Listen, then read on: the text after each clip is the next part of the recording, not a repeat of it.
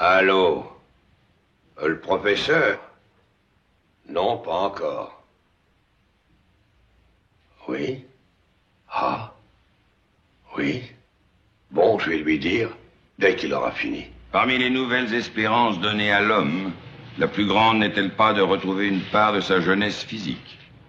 Cette espérance, l'hétérogreffe nous l'apporte.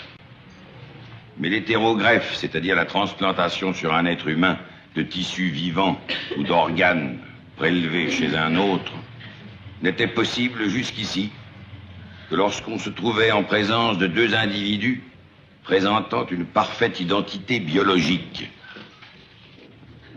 Il s'agit donc pour nous de modifier biologiquement la nature de l'organisme destiné à recevoir des tissus vivants étrangers.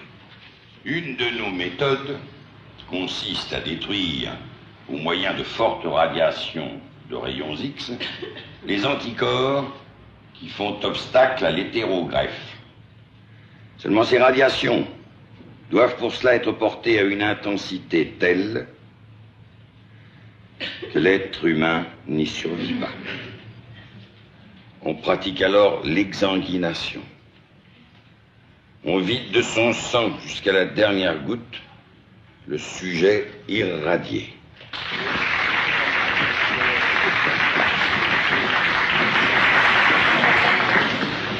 On vient de téléphoner pour vous, monsieur le professeur.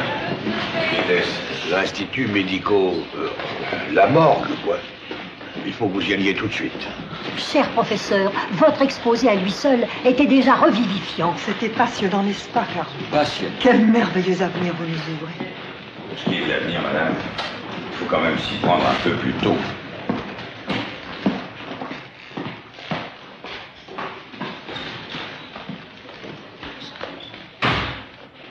Comme il a changé depuis la disparition de sa fille, il vous a de ces réflexions bizarres.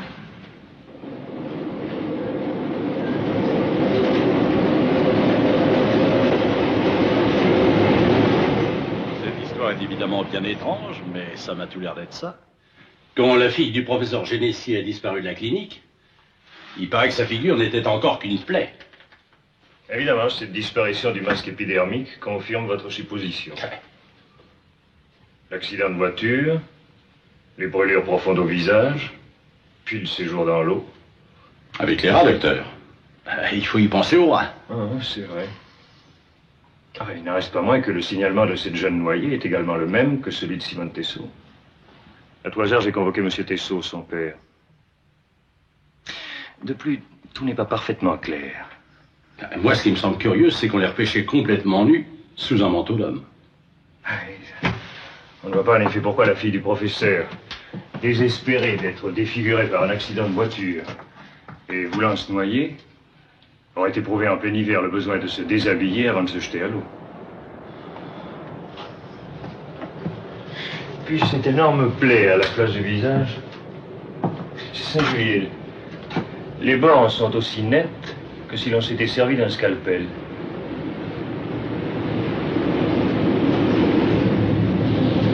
Ah, le voilà.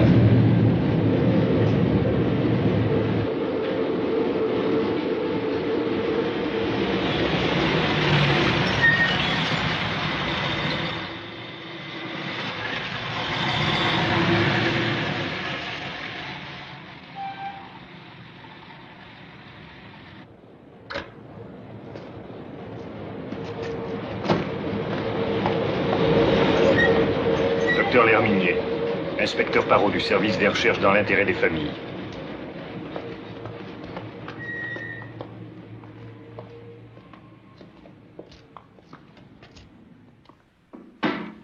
Monsieur le professeur, je déplore infiniment les tristes circonstances qui nous font nous rencontrer. Expliquez-moi. Ce matin, dans la Seine, deux mariniers ont repêché le corps d'une jeune fille. Et son séjour dans l'eau correspond à peu près au temps qui s'est écoulé depuis que mademoiselle Génessier a disparu de la clinique. Le signalement concorde. Le visage est endommagé. Seuls les yeux sont intacts.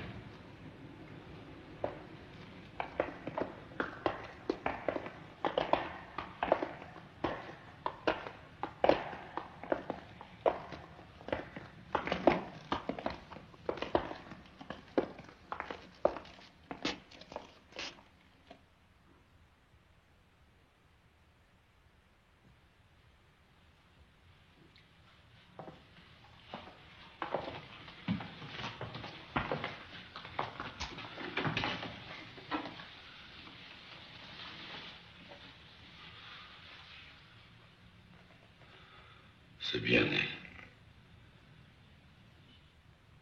Christiane.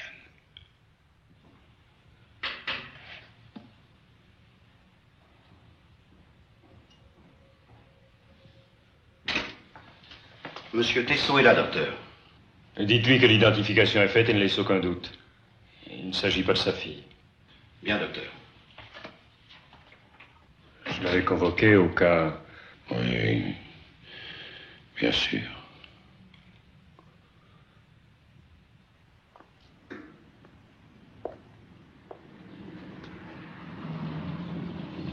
Monsieur le professeur, excusez-moi, Henri Tessot. Oui, je suis venu aussi au sujet de ma fille. Et le gardien m'a dit que c'était la vôtre. Est-ce que vous êtes certain, monsieur le professeur? Très certain. Hélas, monsieur, trop certain. Oh, ça m'a donné un tel coup tout à l'heure quand ils m'ont téléphoné. J'ai cru devenir fou. Mais oui, 10 jours, monsieur, qu'on n'a pas vu Simone. Il faut qu'il lui soit arrivé quelque chose, hein? Je trouve curieux, monsieur, que ce soit moi qui dois vous réconforter. Après tout, vous, il vous reste un espoir.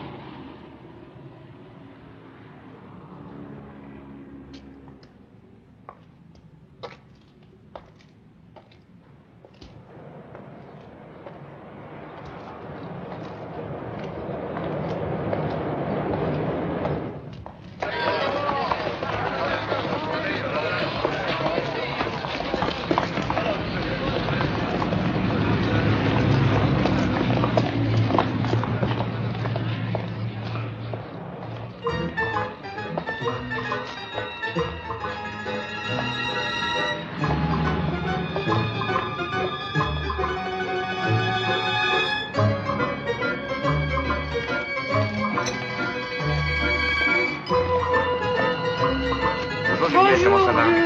Je te présente Edna.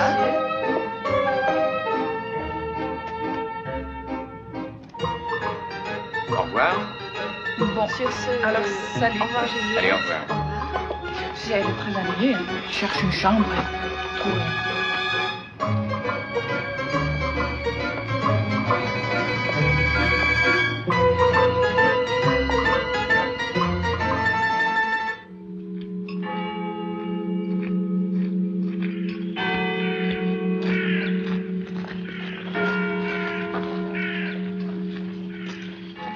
Vieillissant, il commence à ressembler à son père. Vous vous souvenez? Le vieux Genesier, le notaire, n'était pas maigre non plus. Lui, il n'a vraiment pas de veine, en tout cas. Sa femme qu'il a perdue il y a 4 ans. Sa fille, maintenant.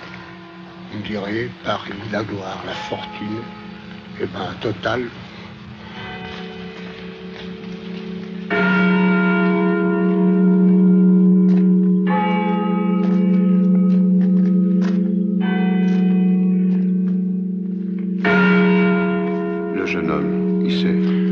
C'était le fiancé de la petite, un docteur. Il travaille avec le professeur. Et la femme? Sa secrétaire, il paraît. Une étrangère. Elle a l'air toute retournée.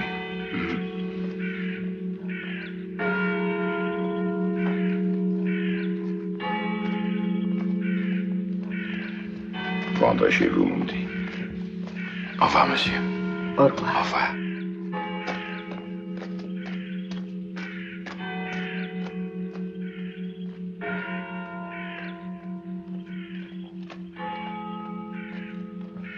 Non, pardon.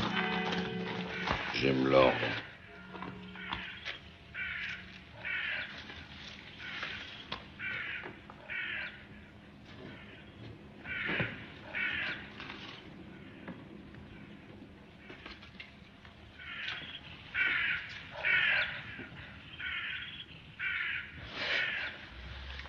Non, non, pardon. Je n'en peux plus.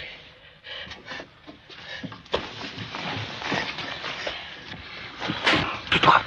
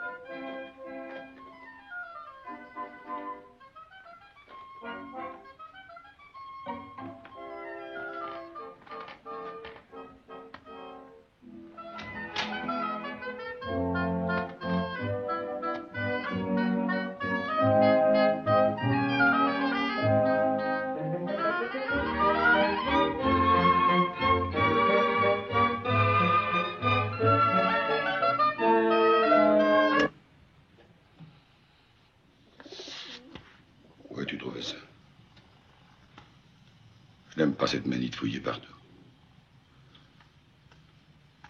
Je n'ai pas encore eu le temps de t'expliquer, ma petite fille. Bien sûr, tu vois ton nom encadré de noir. Bien. Qu'est-ce que tu imagines? Je n'ai pas besoin d'imaginer. Je vois des choses horribles. Je les vis. Qu'est-ce que tu as encore fait? Ce qu'il fallait faire. Pour ton bien. Toujours pour ton bien, Christiane. Se faire part, c'est une simple substitution de nom.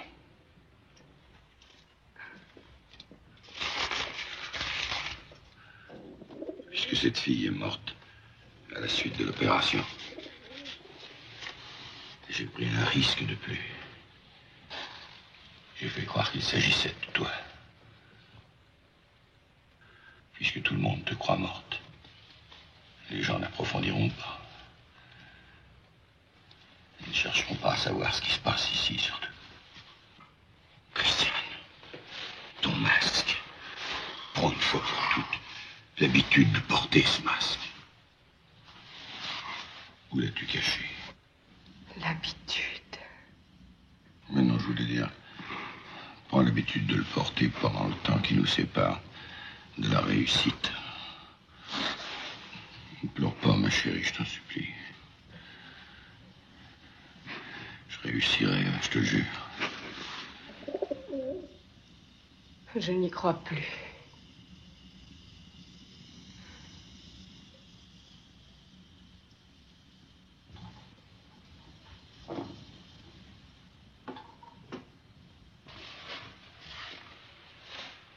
Tu n'as aucune raison de douter de moi.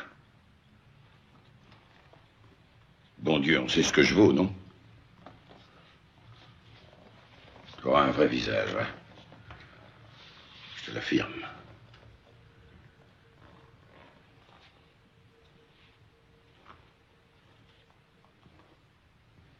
On m'a enlevé les miroirs. Mais il y a les vitres qui me reflètent. Quand la fenêtre est ouverte, il y a tout ce qui brille. La lame des couteaux. Le bois verni. Ma tête me fait peur. Mon masque me fait plus peur encore. Soyez confiante, Christiane.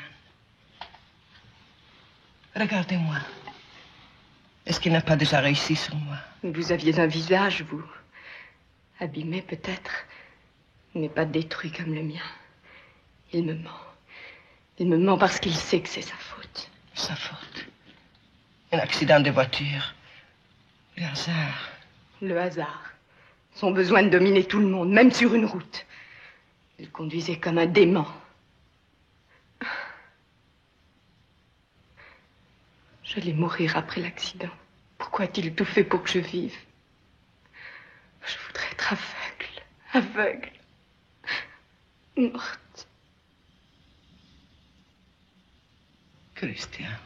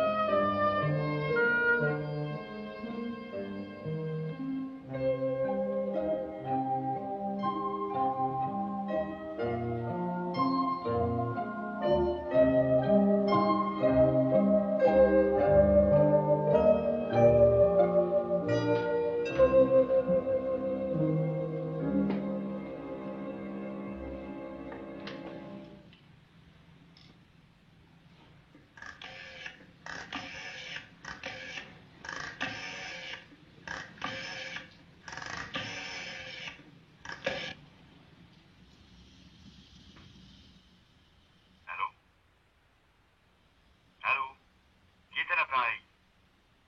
Et répondez enfin. Allô?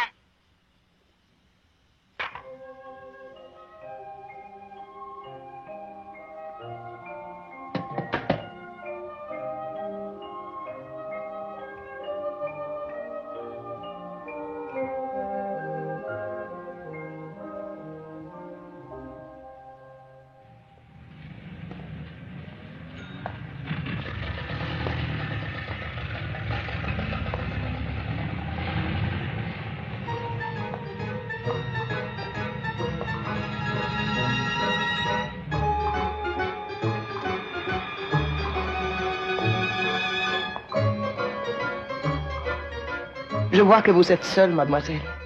Si vous voulez profiter de ce billet, une amie devait venir avec moi, mais elle n'est pas là. Mais avec plaisir, madame. L'ennui, c'est que je n'avais pas l'intention de prendre une place trop chère. Mais rassurez-vous, ce billet, je vous l'offre. Merci.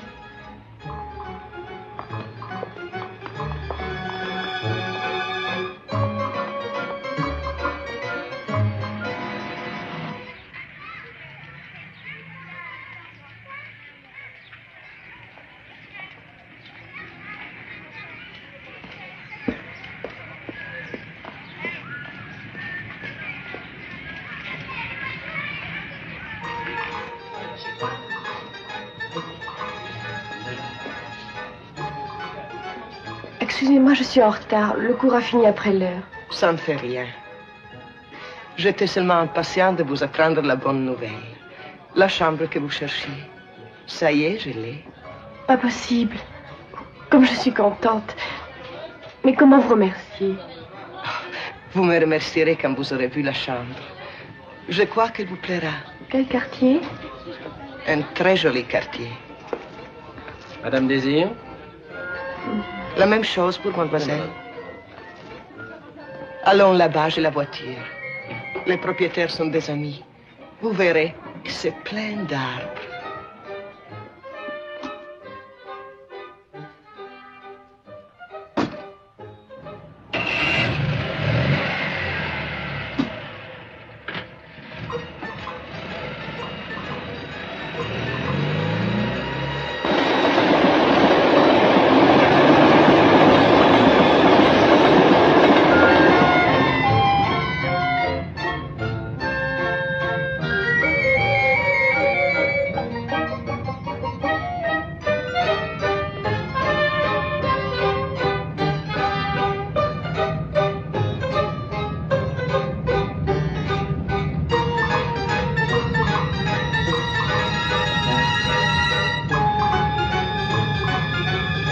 Ça a l'air très loin. J'ai fait une grande tour. La route directe est tellement encombrée cette heure-ci.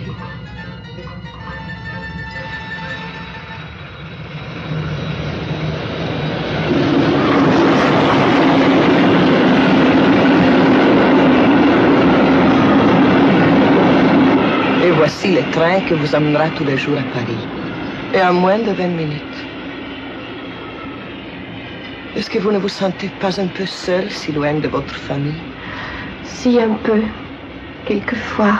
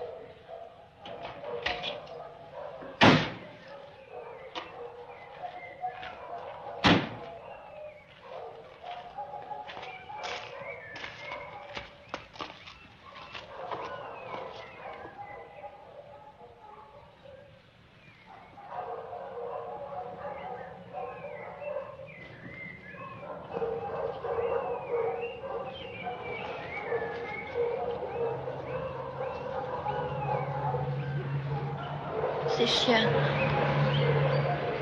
Il y en a combien? Vous voyez, vous serez bien gardés.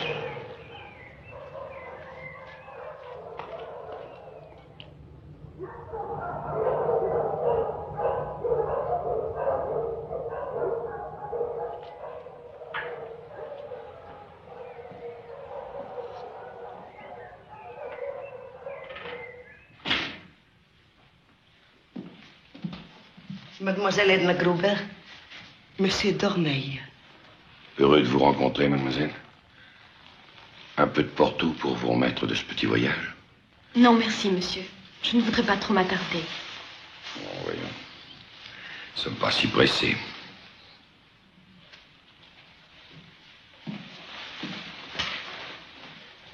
Dans un instant, je vous montrerai votre chambre. Elle donne en plein sur les arbres. Je suis sûr qu'elle vous conviendra. Je ne sais pas. Il faut que je réfléchisse. Non, non. D'abord, la chambre, il faut que vous la voyiez.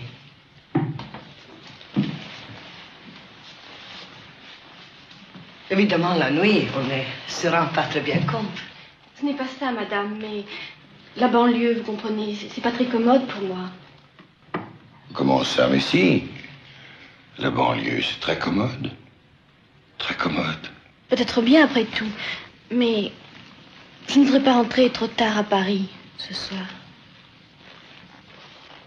J'ai rendez-vous avec une amie. Je vous dirai demain. Demain.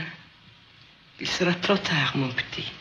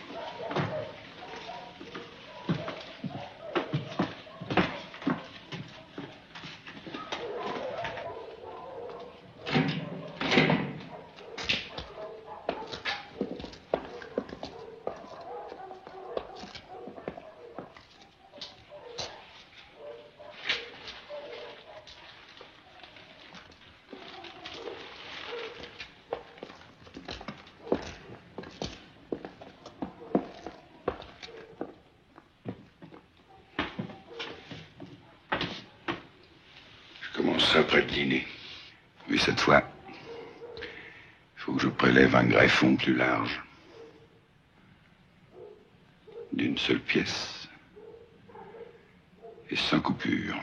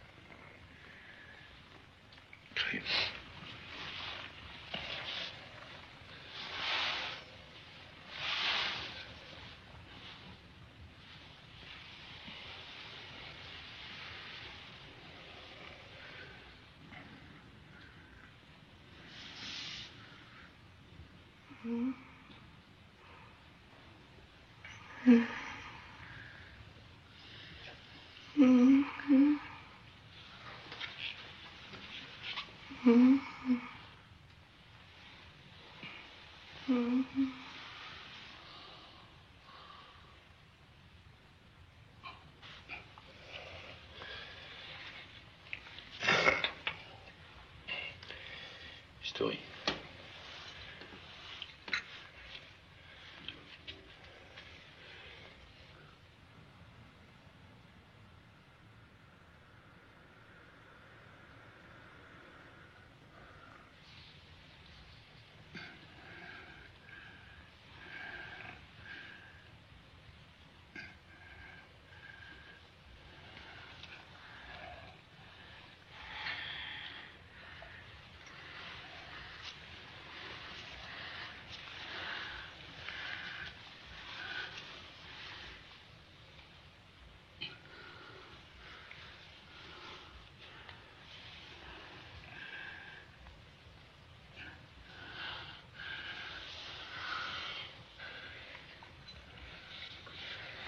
Suivre.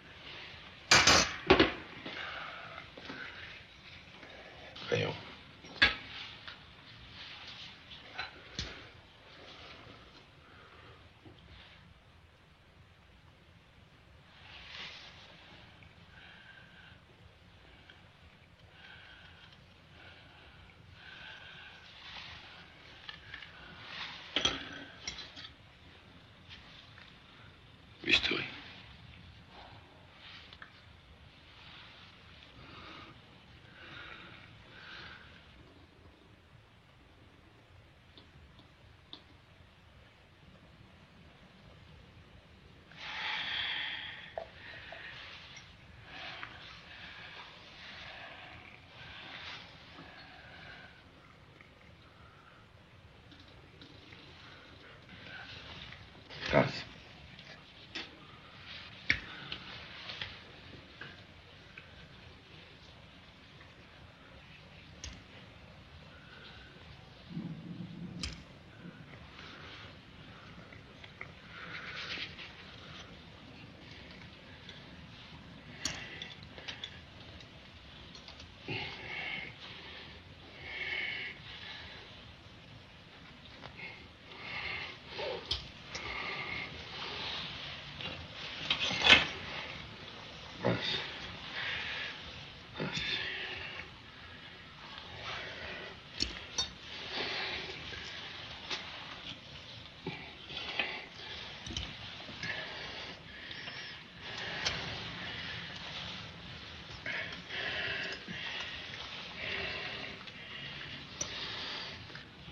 Grâce.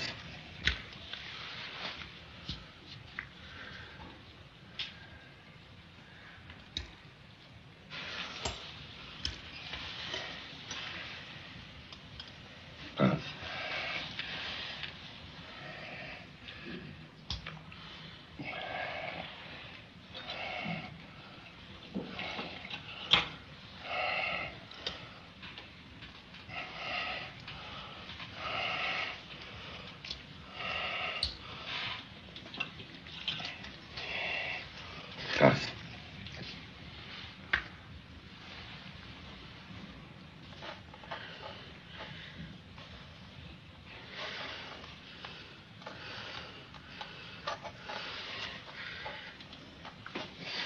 Grâce.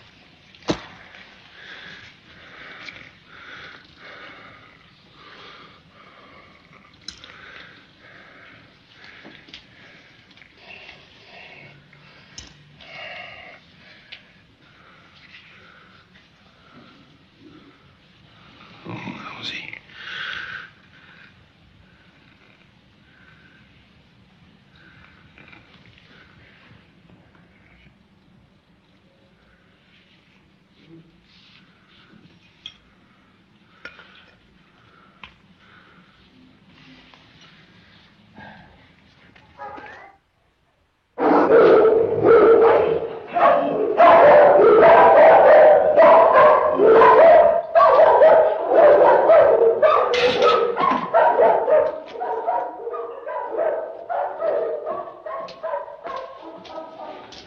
Elle s'est alimentée normalement. Elle a très bien mangé. Il était temps, elle dépérissait. Elle est heureuse cette fois. Elle a confiance. Enfin. Je lui ai fait voir que ça se cicatrise bien cette fois. J'aurais fait le pansement. En dessous, c'est net. C'est parfait. Beaucoup mieux qu'hier, tu verras. J'ai si peur. Non, tu as tort. Moi aussi, j'ai confiance cette fois. Moi, j'espère, c'est tout. Une réussite comme celle-là, bon Dieu, ça n'aurait pas de prix. J'ai fait tant de mal pour ce miracle. Tant de mal à toi aussi. Bien sûr. Mais je n'oublie jamais que je te dois mon visage. Mais oui. Moi, je l'oublie quelquefois. Tu as raison. Il reste si peu de traces. Chut, Louise. Pour Edna, qu'as-tu décidé? Soigne-la. Alimente-la. Plus tard, j'aviserai.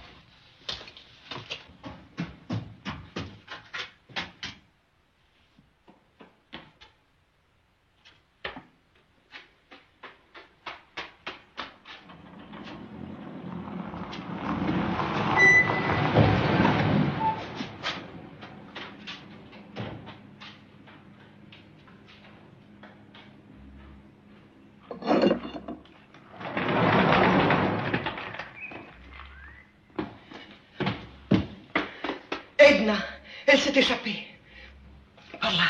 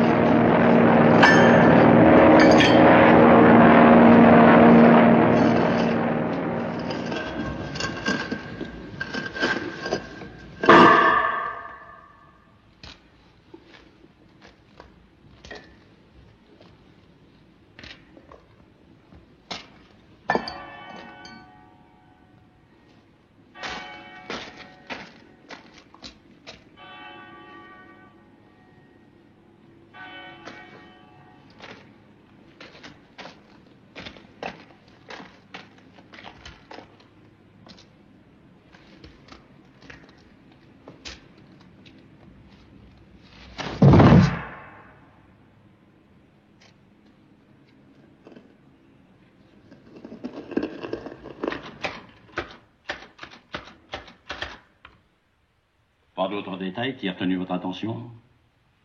Enfin, non. Ah, si. Ah. Edna m'a dit que cette femme portait toujours un très large collier de perles. Vous voyez ce que je veux dire? Un collier très haut, très serré.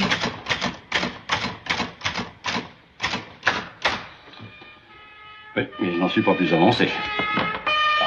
Bon, merci. Si vous voulez signer.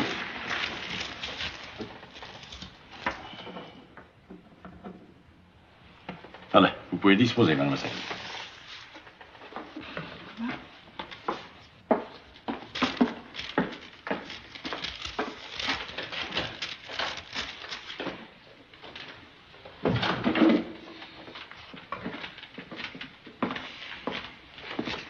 Jolie fille, hein? Et toujours la série des filles aux yeux bleus. Toujours. Et toutes des étudiantes, même âge, même genre de beauté. Et toutes disparues mystérieusement. C'est l'Est une Suisse, alors tu imagines l'ambassade, les coups de téléphone. Oh là.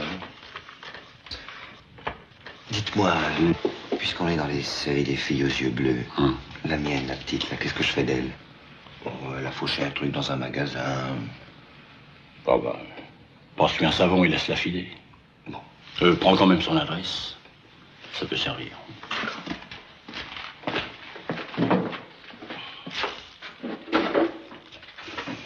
Eh oui. C'est comme ça qu'on finit ses jours en prison. C'est la première fois. Je sais pas ce qui m'est passé par la tête. Ben, la prochaine fois, c'est la correctionnelle. Allez, donnez-moi votre adresse. 12 rue des Pyrénées, 20e. Disparaissez maintenant.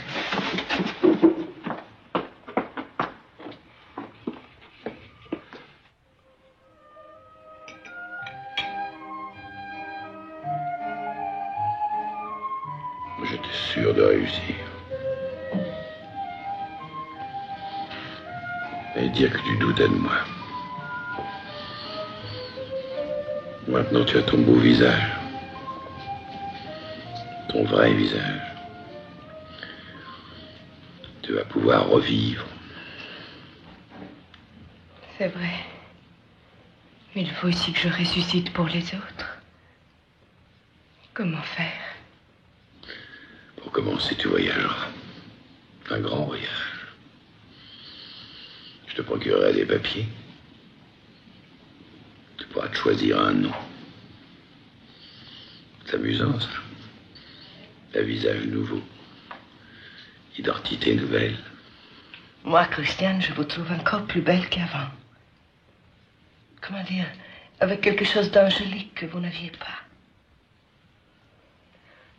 Angélique, je ne sais pas. Quand je suis devant la glace, j'ai l'impression d'être devant quelqu'un qui me ressemble et qui revient de très loin. Très loin. Et Jacques? Oui, Jacques. Évidemment. Ça pose un problème. Je lui expliquerai. T'aimes tellement. Tu seras très heureux. Souris. Souris. Pas trop.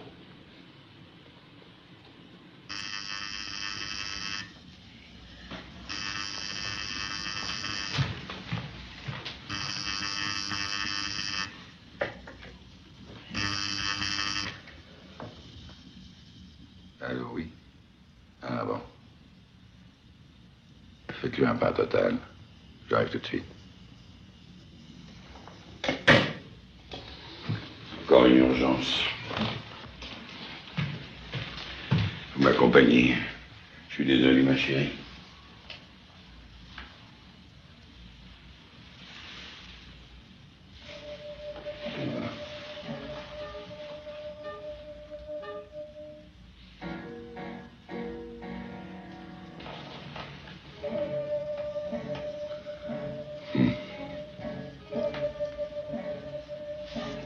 Tu ne te maquilles pas, j'espère.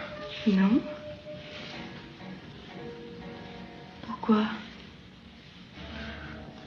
Pour rien. Tu as bonne mine. C'est tout. À demain, ma chérie.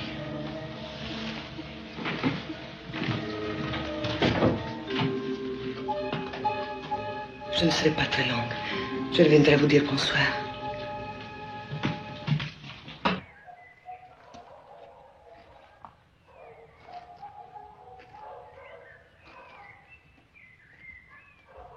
Tu semblais inquiet en l'examinant. Inquiet. Tu as trop d'imagination. Pourquoi mens-tu? Depuis le temps que je te connais, je lis sur ton visage. Dis-moi la vérité. C'est raté.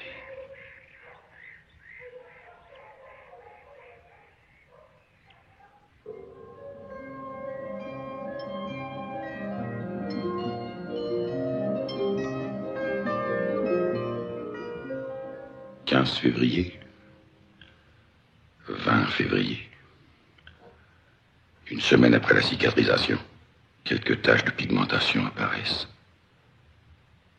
Plus tard, la palpation révèle de petits nodules sous-cutanés. Le 12e jour, la nécrose du greffon hétéroplastique est patente. 20e jour, les premières ulcérations se produisent accompagnées d'un décollement du derme et de signes d'infection. Le greffon nécrosé doit être retiré.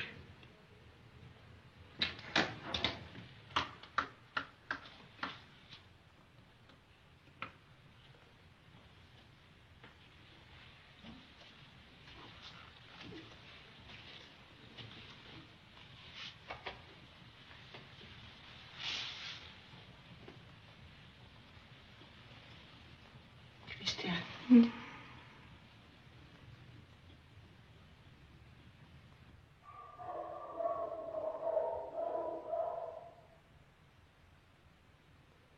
Avec le premier chien venu, tout est possible. Voilà. Il faut se contenter de cette chiennerie.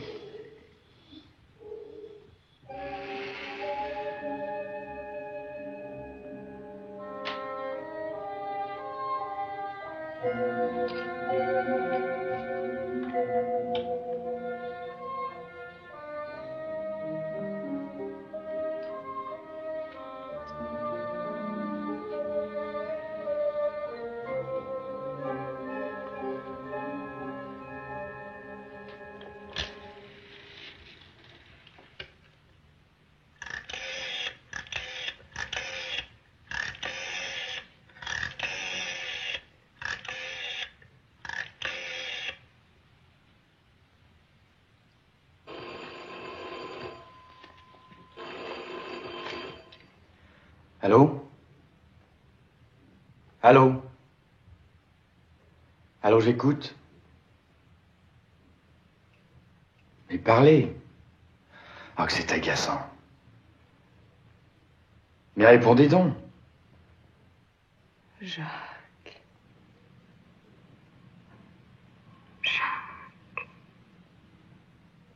Christiane. Christiane, vous êtes folle. À qui téléphoniez-vous? Ma personne? Est-ce que vous vous rendez compte de votre imprudence? Oui, je sais. Les morts doivent se taire. Mais alors que je devienne morte pour de bon, je n'en peux plus. Ne plus oser se regarder. Ne plus oser porter la main sur son visage. Avoir peur d'y sentir les sillons, les crevasses. Cette peau comme de la peau de ruche. Calmez-vous, mon petit.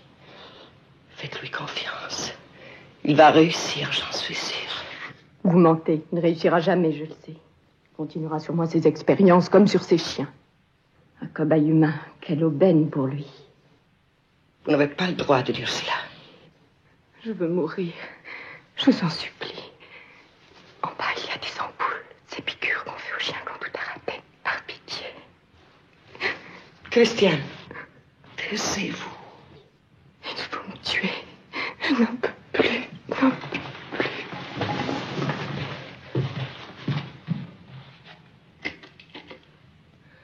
Allô?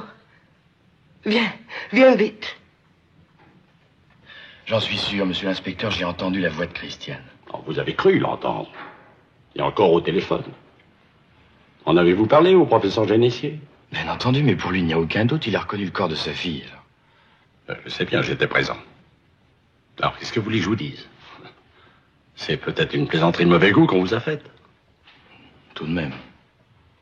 Moi, docteur, je vous le répète, je ne travaille que sur des faits précis. Là, dans ces dossiers, j'en ai des témoignages. Avec des, je crois bien que, il me semble que, des signalements vagues. Là, le taxi rouge qui a pris celle-ci.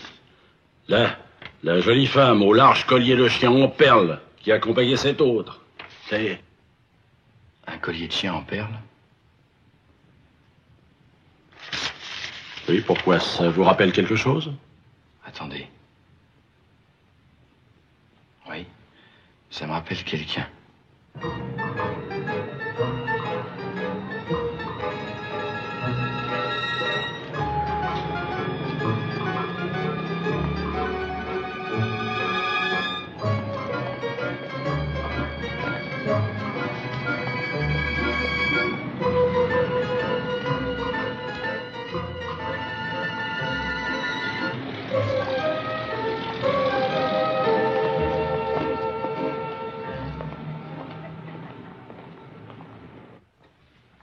Vous m'aviez pourtant dit l'autre jour que tout était fini.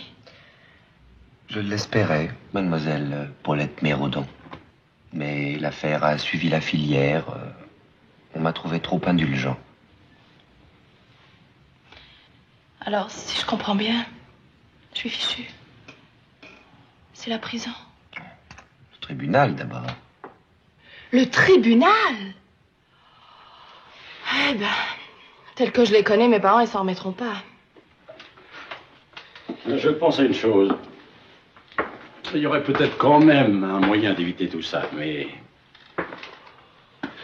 Évidemment, ça exigerait beaucoup de discrétion et un peu d'intelligence.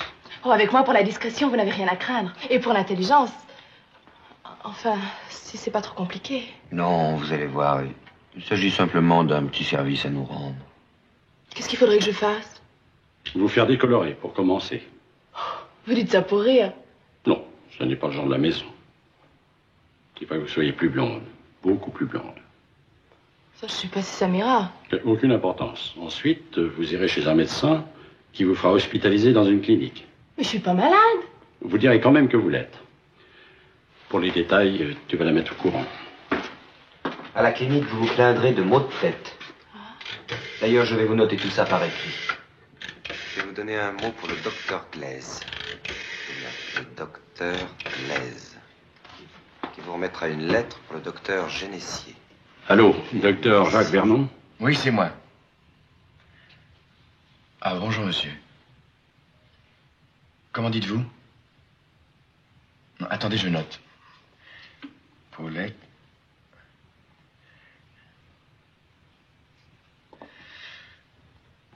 Oh, je pense qu'elle pourra entrer demain matin.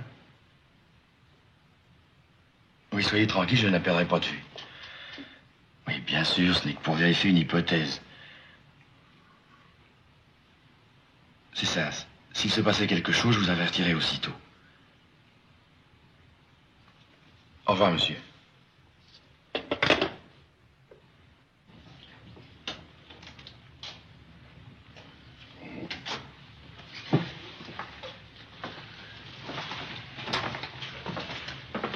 Eh bien, oui, ça s'arrange. Très bien, docteur.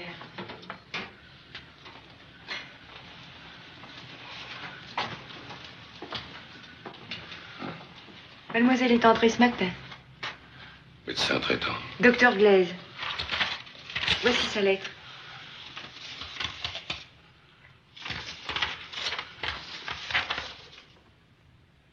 Vous souffrez beaucoup? Oui. Enfin, par moment. Faites-lui faire un fond d'œil et un électroencéphalogramme dans la journée. Docteur, on va me tendre? Non. J'espère que non. Ce serait dommage.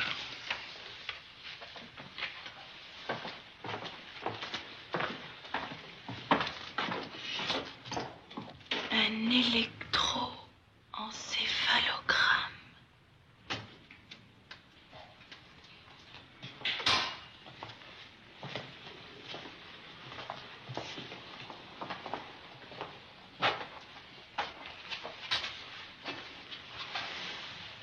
Je vous dis. Tu n'as pas peur, hein? C'est des amis. Chut, touche pas trop fort. Tu vas me dire combien j'ai de doigts? Hein? Combien?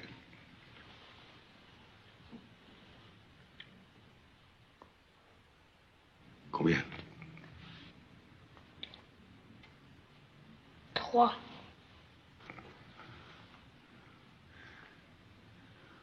Et cette fois, combien? 3. Non. 2.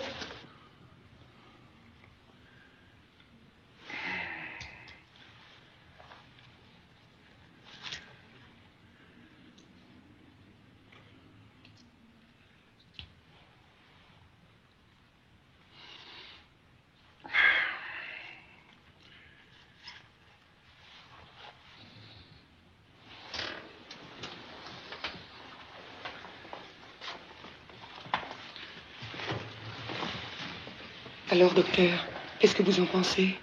J'ai bon espoir. Dites, docteur, vous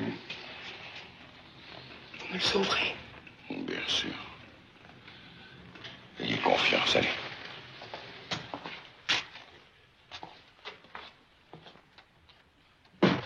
Votre pronostic? Et le vôtre? Nous sommes d'accord.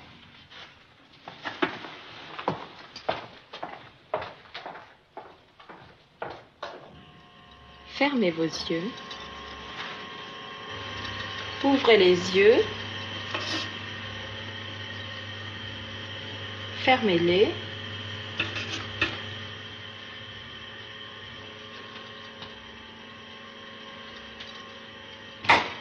C'est terminé, vous pouvez ouvrir les yeux. Je vais vous faire la stimulation électrique. Ça me fait pas mal. Ne bougez pas votre tête, ne bougez pas.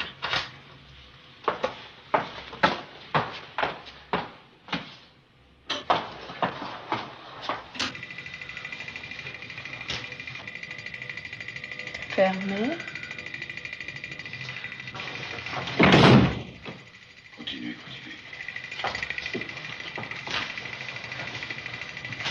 Ouvrez les yeux. Fermez. Ouvrez. Fermez. Ouvrez les yeux. Fermez-les.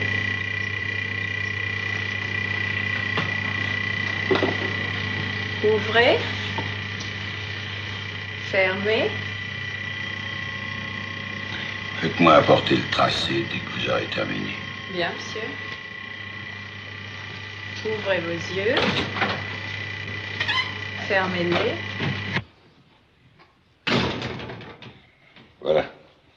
Rien de suspect chez la petite Paulette Méroudon.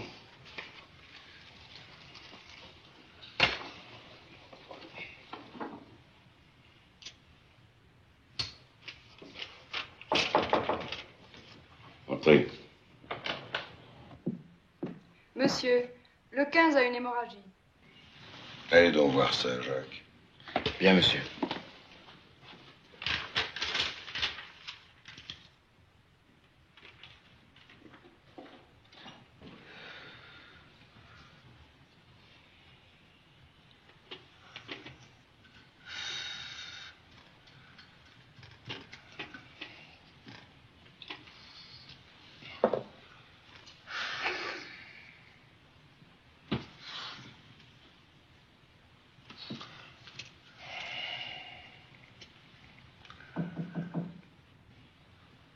Entrez.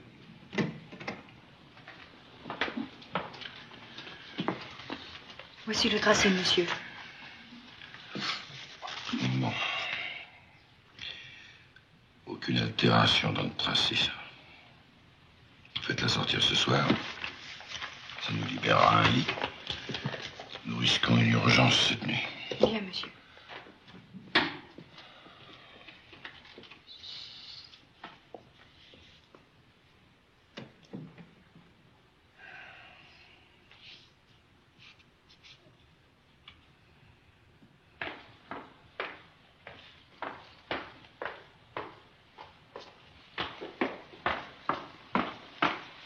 Pardon, madame, c'est bien à vous que je dois remettre ce bulletin. En effet, merci, mademoiselle. Est-ce que je peux téléphoner? Oui, pour Paris? Oui. Quel numéro? Botzaris 4284.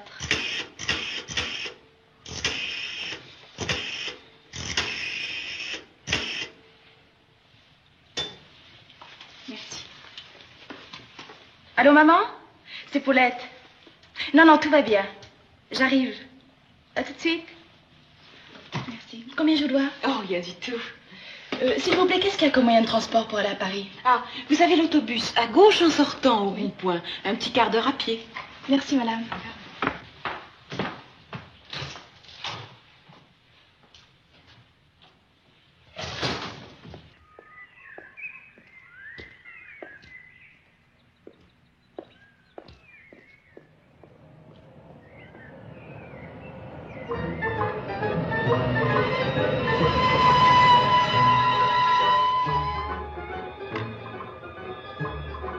Est-ce que je peux vous déposer quelque part, mademoiselle? Je vais dans votre direction.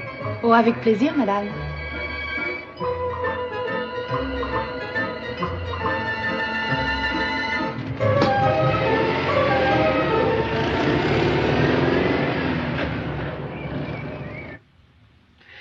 Allô, inspecteur Parot?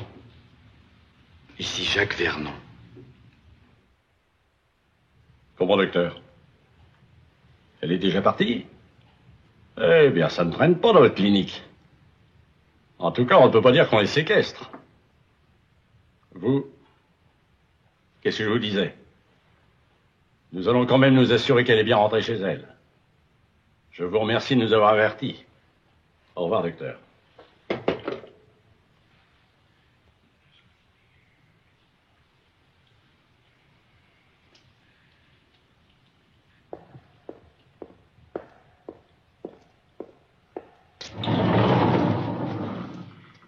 Il y a deux messieurs qui vous demandent à la clinique. Vous vous doutez bien que j'ai pas le temps. Qu'ils reviennent demain.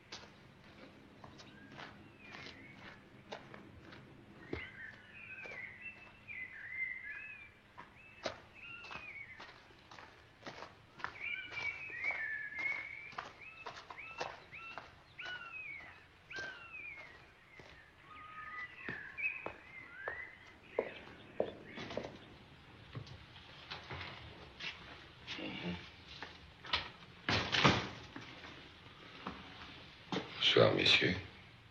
Bonsoir, monsieur le professeur. Nous sommes désolés de vous déranger à une heure pareille. Nous voudrions savoir si mademoiselle Paulette Méroudon a bien quitté la clinique ce soir. Comment saviez-vous qu'elle devait sortir aujourd'hui? Ah ben, elle a téléphoné cet après-midi à sa mère pour lui annoncer son retour. Là-dessus, elle n'est pas rentrée chez elle. Alors... Alors nous nous sommes permis de venir vérifier. Oui. La vérification est très facile. D'ailleurs, j'avais donné l'ordre de renvoyer cette malade. Mademoiselle Paulette Méroudon a quitté l'établissement. Je vais voir, monsieur. Alors, vous vous intéressez à cette jeune personne? Oui, elle est mêlée à une histoire assez embêtante que nous suivons. Alors nous aurions bien voulu la voir ce soir. J'ai malheureusement l'impression que vous vous y prenez un peu tard. Paulette Méroudon, voilà. D'ailleurs, ça me revient. Une jeune fille avec les yeux clairs. Elle a donné un coup de téléphone d'ici. Et je lui ai dit où il fallait aller prendre l'autobus. Vous voyez, j'en regrette. Mais une fois franchi cette porte, mes malades ne m'appartiennent plus. Oui, oui, bien sûr, monsieur le professeur, je comprends ça. Eh bien alors, encore toutes nos excuses pour ce dérangement. Je vous en prie, messieurs.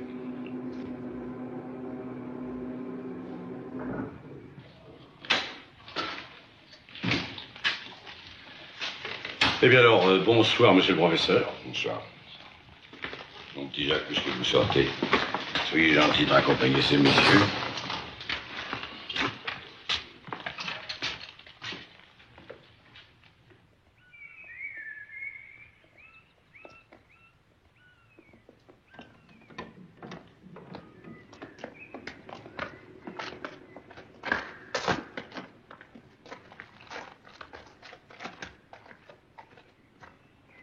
Messieurs,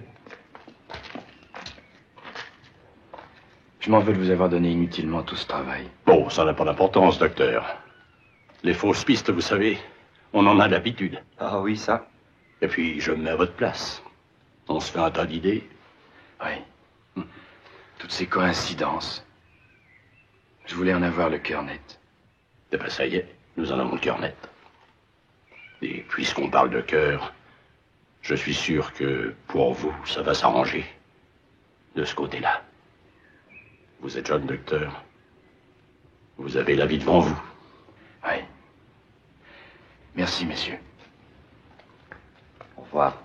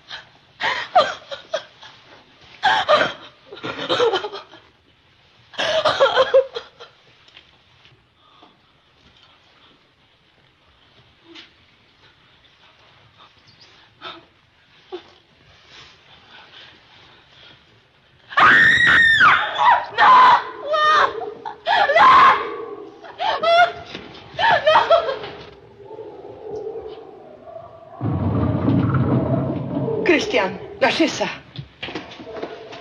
Lâchez ça.